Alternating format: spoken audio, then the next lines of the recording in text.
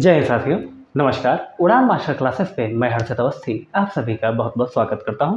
जैसा कि आप सभी जानते हैं कि आपके सिलेबस में मौर्य वंश विधिवत रूप से लिखा हुआ है और मौर्य वंश से आपका हर प्रतियोगी परीक्षा में एक दो क्वेश्चन जरूर पूछा जाता है।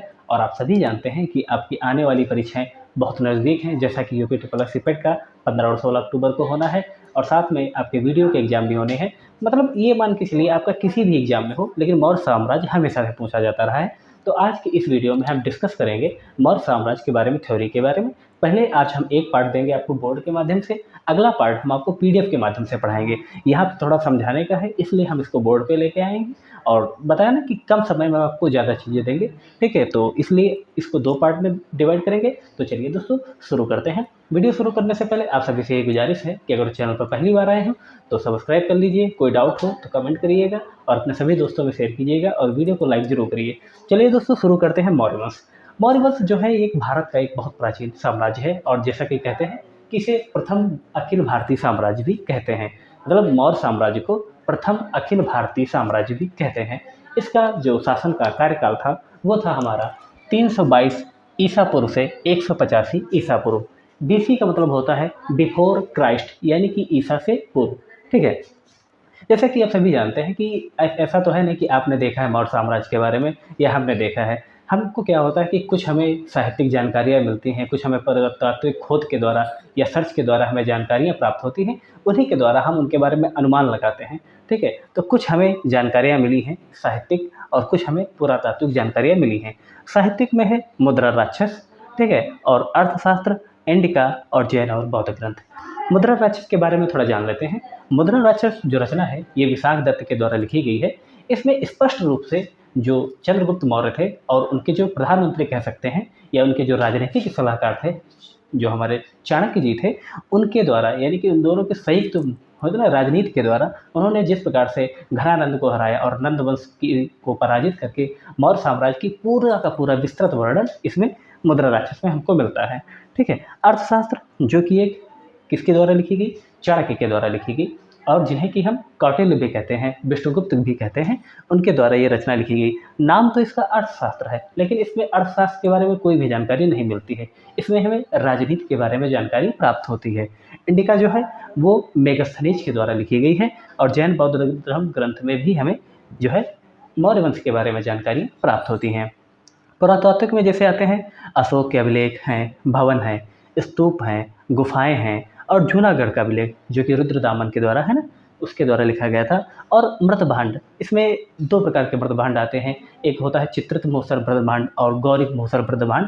उसके बारे में कोई ऐसे कोई जानकारी देने वाली बात है नहीं, जो कुछ जानकारी देने वाली बात होगी वो हम आपको बताएंगे। ठीक है, और इसके जो मौर्य वंश का जो सबसे ज़्यादा पूछा जाता है, 3 शासकों के बारे में ही पूछा जाता है, चंद्रगुप्त मौर्य और बिंदुसार और अशोक। इसके एक ट्रिक के द्वारा भी आप याद कर सकते हैं, चंद्रबिंदु अशोक, चंद्रबिंदु अशोक जैसा है ना, जैसे यहाँ पे लिख सकता हूँ मैं चंद्र बिंदु अशोक। ठीक है, चंद्र से चंद्रगुप्त मौर्य, बिंदु से बिंदुसार और अशोक तो है ही है, चंद्रबिंदु अशोक। ठीक है, इसकी एक ट्रिक याद रखिएगा, इनका क्रम भी है और बहुत अच्छी ट्रिक है। और जैसा कि पहले हम चंद्रगुप्त मौर्य के बारे में चर्चा करेंगे, इससे पहले हम आपको थोड़ी एक कहानी बता दें कि जो हमारे चाणक्य जी थे वो घनानंद के दरबार में रहा करते थे। ठीक है, वहाँ पर इनका अपमान हुआ था। अपमान के फलस्वरूप उसका बदला लेने के लिए ही इन्होंने वहाँ से निष्कासित हुए और उन्होंने वहाँ पर ही प्रतिज्ञा ली थी कि मैं इस साम्राज्य का समूल नाश कर दूंगा। तो इनकी एक तलाश थी एक ऐसे शासक की जो इनकी इसमें सहायता कर सके। फिर इनसे मुलाकात हुई चंद्रगुप्त मौर्य की और उन दोनों ने मिल करके घनानंद को पराजित किया, जो था नंद वंश को पराजित कर उसका समूल नाश किया और मौर्य साम्राज्य की स्थापना रखी। ठीक है, मौर्य साम्राज्य ये जो गद्दी पर बैठे थे 322 ईसा पूर्व से लेकर 298 ईसा पूर्व तक। ठीक है, अब ऐसा अक्सर ऐसा होता है, परीक्षा में पूछा जाता है कि मुद्रा राक्षस में या शूद्र कहाँ पे कहा गया है, क्योंकि चंद्रगुप्त मौर्य को लेकर कई सारी भ्रांतियां हैं कि ये शूद्र थे या क्षत्रिय थे। तो अनेक अनेक ग्रंथों में कुछ अन्य अन्य तरीके से कहा गया है, जैसा कि मुद्रा राक्षस पुराण और ब्राह्मण ग्रंथों में इन्हें कहा गया है शूद्र। ठीक है, मुद्रा राक्षस पुराण में और ब्राह्मण ग्रंथों में चंद्रगुप्त मौर्य को शूद्र कहा गया है या निम्न वर्ग का कहा गया है या वृषल भी कहा गया है। मेरी थ्योरी पे ज़्यादा ध्यान दीजिएगा आप सभी। ठीक है, और बौद्ध और जैन ग्रंथ में, ठीक है, बौद्ध और जैन ग्रंथ में इन्हें कहा गया है क्षत्रिय। ठीक है, मोस्ट इंपॉर्टेंट ये टॉपिक है। ठीक है। अगली चीज़ है जैसे मान लें कि उस समय जो था कि हमारा जो संपर्क था वो यूनान के राज्यों से भी था, ठीक है। तो यूनान के ग्रंथों में ही एक ऐसे थे जैसे जस्टिस और स्ट्रेबो की रचनाएँ थी। उन्होंने चंद्रगुप्त मौर्य को सेंट्रोकोटस कहा, ठीक है। और एपियन और प्लूटार्क ने एंड्रोकोटस कहा, ठीक है। ये मोस्ट इंपॉर्टेंट है कि चंद्रगुप्त मौर्य को सेंट्रोकोटस किसने कहा, तो जस्टिस और स्ट्रैबो ने। एपियन और प्लूटार्क ने क्या कहा, एंड्रोकोटस। अच्छा, जैसे मान लो उन्होंने वहाँ पर अपने यहाँ कह दिया था, लेकिन इसकी पहचान जैसे मान लो वो चंद्रगुप्त मौर्य थे, इसके बारे में पहचान करने वाला कौन था, ये सबसे ज़्यादा इंपॉर्टेंट है। तो पहचान करने वाले थे विलियम जोन्स, जिन्होंने बंगाल एशियाटिक सोसाइटी की भी स्थापना की थी 1784 में, ठीक है। उन्होंने पहचान की चंद्रगुप्त मौर्य के रूप में। तो यहाँ पर आपको 3-4 पॉइंट जरूर आपको क्लियर में आ गए होंगे कि सेंट्रोकोटस कहा, जस्टिस और स्ट्रैबो ने, ठीक है। एंड्रोकोटस कहा, एपियन और प्लूटार्क ने, और विलियम जोन्स ने इनकी पहचान की, ठीक है। सेल्यूकस निकेटर कौन था? देखिए, सेल्यूकस निकेटर जो था एक सिकंदर का एक हिसाब से आप कहते हैं कि उत्तराधिकारी था, क्योंकि जब सिकंदर वापस जा रहा था तो उसने जो था, जैसे मान लीजिए 4 प्रांत थे, काबुल, कांधार, मेहरान था और आपका मकरान था और हेरात था, ठीक है। उनको इसको उत्तराधिकारी बना दिया, ठीक है। उसके बाद में ही इसका युद्ध जो होता है वो होता है हमारे चंद्रगुप्त मौर्य के साथ में, ठीक है। और चंद्रगुप्त मौर्य के साथ में जो युद्ध हुआ है वो है 305 ईसा पूर्व में, ठीक है। तो 305 ईसा पूर्व में जो था, उस समय जो था ये जो था अपना हमारा सेल्यूकस निकेटर, ये बेबीलोन का राजा था, ठीक है। उसके बाद में क्या हुआ, चंद्रगुप्त मौर्य ने इसे पराजित कर दिया। पराजित करने के बाद में क्या हुआ कि उनके बीच में संधि हुई। संधि के फलस्वरूप क्या हुआ कि 500 हाथी चंद्रगुप्त मौर्य ने किसको दिए, सेल्यूकस निकेटर को दिए। इस चीज़ को जरूर याद रखिएगा, 500 हाथी चंद्रगुप्त मौर्य जी ने किसको दिए थे, सेल्यूकस निकेटर ने। और सेल्यूकस निकेटर ने क्या किया, 4 प्रांत जो थे, काबुल, कांधार, मकरान और कौन सा था एक आपका, हेरात था, ठीक है। ये 4 प्रांत इन्होंने किसको दिए, चंद्रगुप्त मौर्य को दिए। और साथ में ही जो इनका दार्शनिक था मेगास्थनीज को इसके राज दरबार में भेजा, चंद्रगुप्त मौर्य के राज दरबार में। उसके साथ में इसकी एक पुत्री थी हेलेना, हेलेना का विवाह भी चंद्रगुप्त मौर्य के साथ इसने कर दिया, ठीक है। Most important. और कुछ कथन हैं जो आपके मोस्ट इंपॉर्टेंट होते हैं और परीक्षा में हूबहू ऐसे ही पूछे जाते हैं कि 6 लाख सेना के साथ भारत रौंद डाला, ठीक है। कि चंद्रगुप्त मौर्य ने 6 लाख सेना के साथ संपूर्ण भारत को रौंद डाला, ये कहा था जस्टिन और प्लूटार्क ने। मोस्ट इंपॉर्टेंट है कि 6 लाख की सेना के साथ चंद्रगुप्त मौर्य ने संपूर्ण भारत को रौंद डाला, ये कहा था जस्टिस और प्लूटार्क ने, ठीक है। इसके अलावा चंद्रगुप्त मौर्य और सिकंदर की भेंट, हालांकि हमने अभी पढ़ा है ऊपर कि सेल्यूकस निकेटर के साथ युद्ध हुआ था, ठीक है। लेकिन जस्टिन ने अपने ग्रंथों में या अपनी रचनाओं में एक जो होता ना किंवदंती का भी उल्लेख किया है कि चंद्रगुप्त मौर्य और सिकंदर की भी मुलाकात हुई थी। और ये मुलाकात का उल्लेख किसने किया है, जस्टिन ने अपनी रचनाओं में किया है। इसको जरूर याद रखना। हालांकि इसको सर्वमान्य मान्यता नहीं मिलती है, लेकिन फिर भी अगर मान लिया एग्जाम में पूछ लिया जाए कि चंद्रगुप्त मौर्य और सिकंदर की भेंट का वर्णन किस यूनानी जो थे दार्शनिक ने किया या किस यूनानी रचनाकार ने किया था, तो जस्टिन ने कहा था। और 6 लाख सेना के साथ संपूर्ण भारत को रौंद डाला, ये जस्टिन और प्लूटार्क ने कहा था। अंतिम समय में क्या हुआ था कि चंद्रगुप्त मौर्य ने जैन धर्म को अपना लिया था और इसकी दीक्षा जो थी वो भद्रबाहु ने दी थी। इसकी दीक्षा किसने दी थी, भद्रबाहु ने दी थी। और इसने क्या किया था, 298 ईस्वी में यानी कि ईसा पूर्व में संलेखना और संथारा पद्धति में श्रवण बेलगोला में प्राण त्याग दिए। अच्छा, श्रवण बेलगोला में प्राण त्याग दिए। और ये संलेखना और संथारा पद्धति क्या थी, इसमें क्या था कि भूखे रहकर ही देह त्याग किया जाता था, ठीक है। मतलब भूखे रहकर ही देह त्याग किया जाता था। तो एक बार इसको फिर से रिकॉल कर लें। चंद्रगुप्त मौर्य 322 ईस्वी में राजा बना, ठीक है। इसका जो सेनापति था, जो प्रमुख था, वो कौन सा था, अभी मैंने आपको बताया चाणक्य था, जिसका अन्य नाम कौटिल्य और विष्णुगुप्त भी था, ठीक है। मुद्रा राक्षस और पुराण ग्रंथों में और ब्राह्मण ग्रंथों में इसे शूद्र कहा गया और बौद्ध और जैन ग्रंथों में क्षत्रिय कहा गया। सेंट्रोकोटस कहा जस्टिस और स्ट्रैबो ने, एंड्रोकोटस कहा एपियन और प्लूटार्क ने, विलियम जोन्स ने इसकी पहचान की चंद्रगुप्त मौर्य के रूप में। सेल्यूकस निकेटर से युद्ध हुआ 305 ईसा पूर्व में, जो कि बेबीलोन का राजा था। संधि में 500 हाथी चंद्रगुप्त मौर्य ने सेल्यूकस निकेटर को दिए, ठीक है। मेगास्थनीज दार्शनिक भी जो था सेल्यूकस निकेटर ने चंद्रगुप्त मौर्य के राज दरबार में भेजा, ठीक है। हेलेना जो पुत्री का विवाह भी चंद्रगुप्त मौर्य के साथ किया। इसके साथ ही 4 प्रांत भी इसने दिए, काबुल, कांधार, हेरात और मकरान, ठीक है। 6 लाख सेना के साथ संपूर्ण भारत को रौंद डाला, ये कहा जस्टिन और प्लूटार्क ने। और चंद्रगुप्त मौर्य और सिकंदर के बीच भेंट हुई थी, ये कहा जस्टिन ने। अंतिम समय में जैन धर्म को अपना लिया था, जिसकी दीक्षा इन्होंने भद्रबाहु से ली थी, ठीक है। और 298 ईस्वी में संलेखना और संथारा पद्धति के द्वारा श्रवण बेलगोला नामक स्थान पर अपने देह का त्याग कर दिए। अब पढ़ते हैं हम बिंदुसार के बारे में, ठीक है, जो कि 298 ईस्वी से लेकर 273 ईसा पूर्व तक राजा रहा था, ठीक है।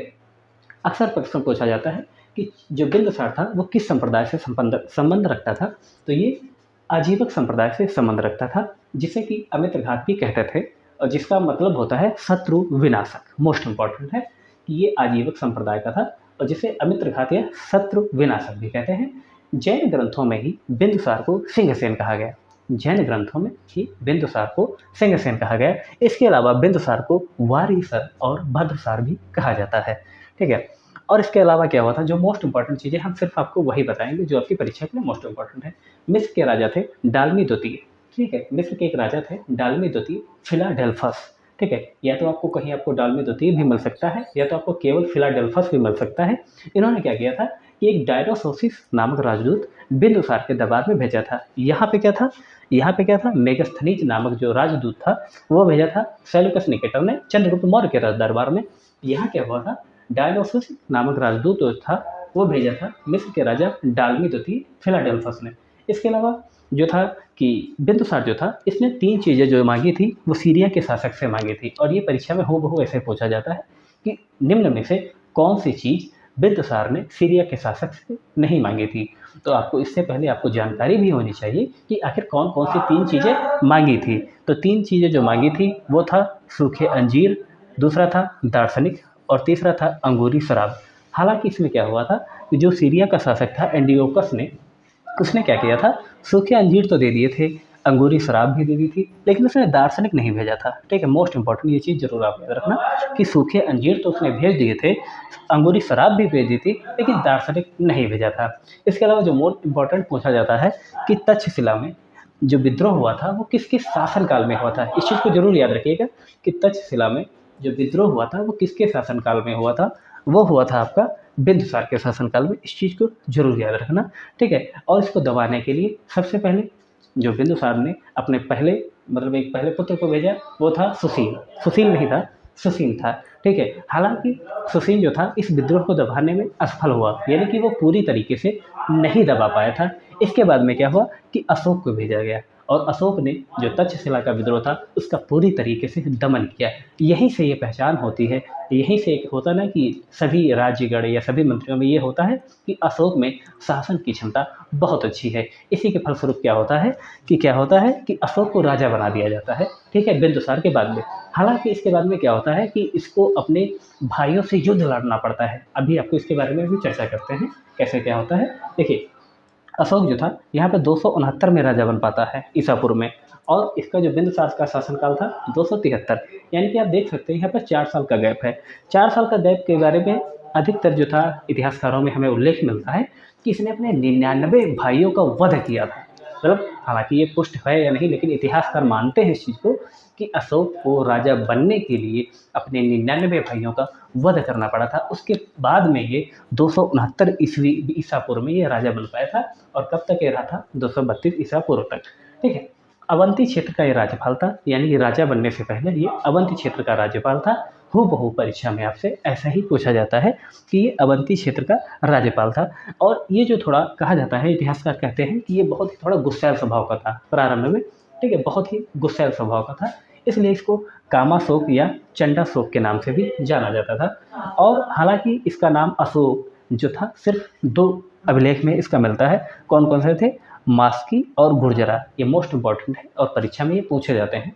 ठीक है, कि अशोक नाम किस अभिलेख में मिलता है, तो मास्की और गुर्जरा अभिलेख में। हालांकि बौद्ध ग्रंथ जो था वो कौन सा था, दीपवंश। दीपवंश में प्रियदर्शन और प्रियदर्शी भी इसे कहा गया। और अशोक की एक और उपाधि थी देवानाम प्रियम। ठीक है, अशोक अपने स्वयं को देवानाम प्रियम के नाम से भी उल्लेखित करता है। ठीक है, शासन के 90 वर्ष 261 ईसा पूर्व में कलिंग पर इसने आक्रमण किया। यानी कि आप सभी जानते हैं 269 में इसने राज्य जो शासक बना, और 8 साल पूरे होने के बाद 90 वर्ष में इसने क्या किया, 261 ईसा पूर्व में कलिंग पर आक्रमण किया। और कहा जाता है कि ये अशोक का अंतिम युद्ध था। ठीक है, उस समय कलिंग के राजा थे अनंत नाथन, और इसमें क्या हुआ था कि बहुत ज़्यादा रक्तपात हुआ था। हालांकि इस युद्ध के बाद में जब अशोक ने युद्ध क्षेत्र का भ्रमण किया तो उसमें देखा कि बहुत सारे लोग चिल्ला रहे, बहुत सारे रो रहे, खून की नदियाँ बह रही हैं एक हिसाब से। तो इसका मन जो था बहुत ही कहते हैं ना कि पिघल गया। तो ये पहले भी बहुत हिंसक स्वभाव का हुआ करता था। उसने तुरंत ये निर्णय लिया कि आज के बाद मैं कोई युद्ध नहीं करूँगा। ठीक है, इसने धर्म का मार्ग अपनाया। ठीक है, पहले ये जो था बहुत हिंसक था, लेकिन बाद में इसने धर्म घोष को अपनाने का निर्णय लिया। ठीक है, और ये जो कलिंग युद्ध की जानकारी हमें मिलती है, ये अशोक के हमें 13वें शिलालेख से मिलती है। मोस्ट इंपॉर्टेंट है और परीक्षा में ये चीज़ पूछी जाती है। ठीक है, हालांकि शिलालेख के बारे में हम आपको नेक्स्ट एक वीडियो दे देंगे कि अशोक के प्रमुख शिलालेख कौन कौन से हैं और उनके बारे में हमें कहाँ कहाँ से कौन सी जानकारी हमें मिलती है। ठीक है, बौद्ध धर्म इसने तुरंत अपना लिया, वहीं से ये इसका मन बहुत द्रवित हो गया और इसने बौद्ध धर्म अपना लिया। और इसकी जो शिक्षा दीक्षा थी वो उपगुप्त ने दी थी। यहाँ पे आप देख सकते हैं कि चंद्रगुप्त मौर्य को जैन धर्म की शिक्षा दीक्षा दी थी भद्रबाहु ने, और अशोक को बौद्ध धर्म की शिक्षा दीक्षा दी थी उपगुप्त ने। ठीक है, हाँ, बाद में इसने बौद्ध धर्म का प्रचार भी किया, प्रसार भी किया, देश में विदेशों में महामात्रों की भी स्थापना की, उनकी भी गठन किया। ठीक है, इसका एक पुत्र था महेंद्र और पुत्री संघमित्रा, उसको श्रीलंका भेजा बौद्ध धर्म के प्रचार प्रसार के लिए, और उसने 2 नगरों की स्थापना की थी जो मुख्य परीक्षा में आपका पूछा जाता है। पहला है आपका श्रीनगर और दूसरा है नेपाल का ललित पाटन। ठीक है, सांची के स्तूप का भी इसने निर्माण कराया मध्य प्रदेश में। ठीक है, और इसके अलावा इसने शिलालेख लिखे, स्तंभलेख और गुहालेख। हालांकि जो इसके अभिलेख हैं वो 3 प्रकारों में जाने जाते हैं। इसके अभिलेख हैं वो 3 प्रकारों के माने जाते हैं। कौन कौन से? एक है आपके शिलालेख कि जो कि पत्थर पे लिखे जाते थे, स्तंभलेख जो कि स्तंभों पे लिखे जाते थे, और गुहालेख जो कि गुफाओं में लिखे जाते थे। इसके अभिलेख हैं वो 3 प्रकार से हमें मिलते हैं। अशोक के अभिलेख जो था सर्वप्रथम किसने पढ़ा? जेम्स प्रिंसेप ने पढ़ा था। ठीक है, कहते हैं ना कि ये परीक्षा में अक्सर पूछा जाता है कि अशोक के अभिलेखों को पढ़ने में सर्वप्रथम किसने सफलता प्राप्त की? तो जेम्स प्रिंसेप ने सफलता प्राप्त की थी। इसकी जो भाषाएं थी, जो इसके अभिलेख थे, इसकी जो प्रमुख भाषाएं थी वो थी ब्राह्मी, खरोष्टी, अरमाइक और ग्रीक। ठीक है, 4 भाषाओं में इसके अभिलेख अधिकतर पाए जाते हैं। ठीक है, सबसे लंबा अभिलेख जो था वो 7वां अभिलेख था और सबसे छोटा अभिलेख था वो रोमिनदेई का अभिलेख था। हमारा जो भारत का राष्ट्रीय चिन्ह है वो सारनाथ के अशोक स्तंभ से लिया गया है। ठीक है, इसके अलावा जो इसके अन्य भी राजा हुए थे उनके बारे में कोई जानकारी लेने वाली बात है नहीं, ना ही इतना कोई पढ़ने की जरूरत है। बस आपको ये याद रखना है कि बृहदत्त इस जो था मौर्य वंश का वो अंतिम शासक था जो कि 185 ईसा पूर्व में बना था। ठीक है, और इसके सेनापति जो था वो पुष्यमित्र शुंग था, इसी ने इसकी हत्या कर दी थी। इसका सेनापति था बृहदत्त का। ठीक है, तो एक बार इसको रिकॉल कर लेते हैं अशोक को। ये मोस्ट इंपॉर्टेंट है कि अशोक का जो था, हालांकि 273 ईसा पूर्व तक बिंदुसार का रहा था। 4 साल इसको होता नहीं कि राजा बनने में लग गए या अपने आप को राजा साबित करने में लग गए। कहा जाता है कि इसने 99 भाइयों की इतनी हत्या की थी। ठीक है, अवंती क्षेत्र का राज्यपाल था ये राजा बनने से पहले। ये अक्सर परीक्षा में पूछा जाता है। और गुस्सैल और थोड़ा ना कि उग्र स्वभाव होने के कारण इसे कामाशोक और चंडाशोक भी कहा जाता है। ठीक है, अशोक का नाम मास्की और गुर्जर अभिलेख में मिलता है। बौद्ध ग्रंथ एक है दीप वंश में, इसे प्रियदर्शन या प्रियदर्शी भी कहा जाता है। और शासन के 90 वर्ष इसने 261 ईसा पूर्व में कलिंग आक्रमण किया था और इसकी जानकारी हमें 13वें शिलालेख से प्राप्त होती है। और कलिंग का राजा था अनंतनाथ। ठीक है, 13वें शिलालेख से हमें कलिंग युद्ध की जानकारी मिलती है। इसी के बाद में इसने बौद्ध धर्म को अपना लिया था, जिसकी शिक्षा दीक्षा उपगुप्त ने दी थी। बौद्ध धर्म का प्रचार इसने किया था। ठीक है, पुत्र महेंद्र और पुत्री संघमित्रा को इसने श्रीलंका भेजा था। श्रीनगर की स्थापना की थी, नेपाल के ललित पाटन की भी स्थापना की थी। सांची का स्तूप जो कि मध्य प्रदेश में है उसका भी निर्माण इसने कराया था। और इसके जो अभिलेख है वो हमें 3 रूपों में प्राप्त होते हैं, शिलालेख, स्तंभलेख और गुहालेख। सर्वप्रथम अशोक के अभिलेख को जेम्स प्रिंसेप ने पढ़ा था और इसकी भाषाएं हैं ब्राह्मी, खरोष्टी, अरमाइक और ग्रीक। सबसे लंबा अभिलेख है 7वां, सबसे छोटा है रोमनंदी। भारत का राष्ट्रीय चिन्ह जो है वो सारनाथ के ही अशोक स्तंभ से लिया गया है। और मौर्य वंश का अंतिम जो शासक था वो था बृहदत्त, जिसकी हत्या उसी के सेनापति पुष्यमित्र शुंग ने कर दी थी। और वहीं पर ही मौर्य साम्राज्य का कहते हैं ना कि पतन, या कहते हैं कि उसका अंत हो गया था। दोस्तों, यहाँ पे आपका वीडियो समाप्त होता है। अगले वीडियो में हम इसके प्रशासन के बारे में चर्चा करेंगे, वो हम आपको PDF के माध्यम से पढ़ाएंगे। ठीक है, जो यहाँ पे थोड़ा समझाने का था इसलिए आपको समझा दिया है। और आशा करते हैं आपको वीडियो पसंद आया होगा। वीडियो पसंद आया हो तो लाइक करिएगा, जो कुछ डाउट हो या कुछ अच्छा लगा हो तो कमेंट करिएगा, और अपने सभी साथियों में शेयर कीजिएगा। और चैनल को पहली बार हो तो सब्सक्राइब भी कीजिएगा, क्योंकि आपका सब्सक्राइब भी हमें मोटिवेशन देता है, और ताकि हम आपके लिए कुछ और अच्छा करें। वीडियो देखने के लिए आप सभी का बहुत बहुत धन्यवाद। आपका दिन शुभ हो। धन्यवाद साथियों।